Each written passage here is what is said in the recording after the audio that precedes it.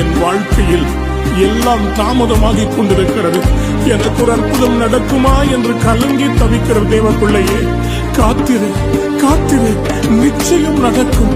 நீ வெட்கப்பட்டு போவதே இல்லை. குறித்த காலத்திலே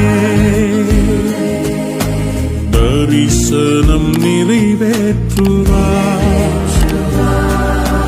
குறித்த காலத்திலே